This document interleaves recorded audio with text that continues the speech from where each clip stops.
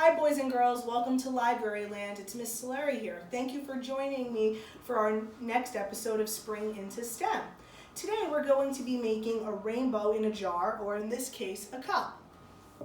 What I did was I pulled some simple ingredients that we might have in our kitchen or around our houses. I have some honey, water, and olive oil. What we're going to do is measure, dye, and slowly pour in each of the liquids and see if they combine or if we could layer to see all the different colors. What we're going to need is a measuring glass, a spoon, and some food coloring. We also are going to want to lay down some newspaper or paper towel because honey and oil and water could be messy if they spill. So we just want to lay something down in case that happens. And food coloring can stain. And most importantly with food coloring, I know you want really pretty, vibrant colors, but less is more. Just a drop will really do. So what we're first going to do is we're going to measure our honey. And we're not going to dye it. Honey is a really pretty amber, orangey color. It almost reminds me of a sunset, and I don't want to ruin that. So what we're going to do is we're going to slowly pour it in. We're going to measure about 1/3 of a cup or so. And when we're measuring a liquid, we're measuring how much space it takes up. That is the liquid's volume. And remember, anything that has volume also has mass, the amount of matter in an object.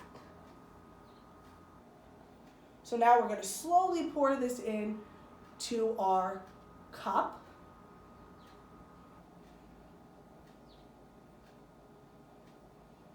We're going to take the same spoon that we measured the honey with. Oh, see, that's why Miss Larry dripped. That's why we laid down a paper towel.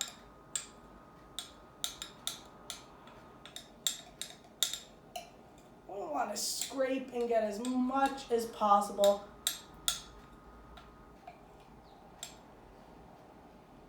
Okay.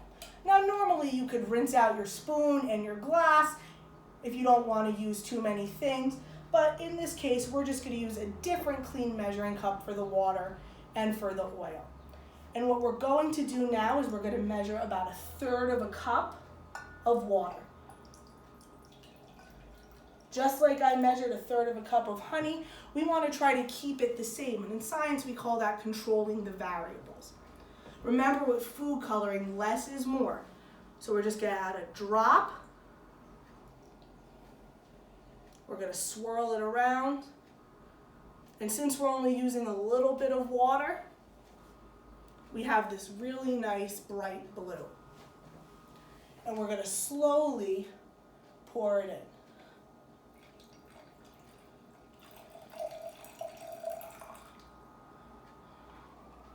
in. And if you see, boys and girls, we have that really pretty orange here, and we have that bright blue on top.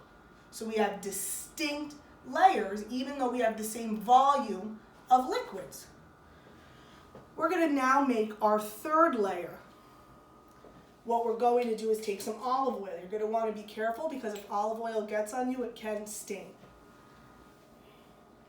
And we're going to pour in another 1/3 of a cup. Now, olive oil is a really pretty yellow color on its own. But since we already have that really nice orange amber of the honey, I'm going to add a drop of green. Remember, less is more. And I'm going to stir that in. In this case, it's really not working because sometimes things don't mix well in oil. And that's okay. Instead of having that green, we'll just have that yellow. And we're going to slowly pour it in. So what's great about science, like Miss Larry always says, it's not a mistake. It's just a learning opportunity. We're learning. So now we're going to wait for everything to settle. And if you see, we have our rainbow in a cup. We have that really nice orange from the honey. We have our blue dyed water. And we have the yellow on top. So that's our rainbow in a jar.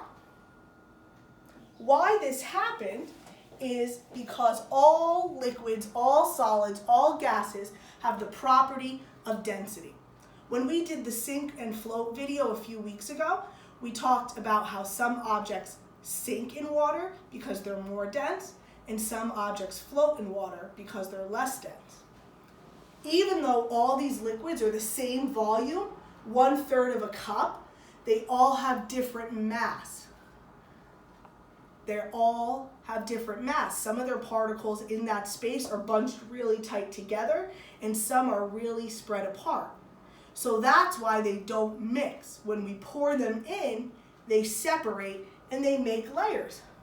Try this at home.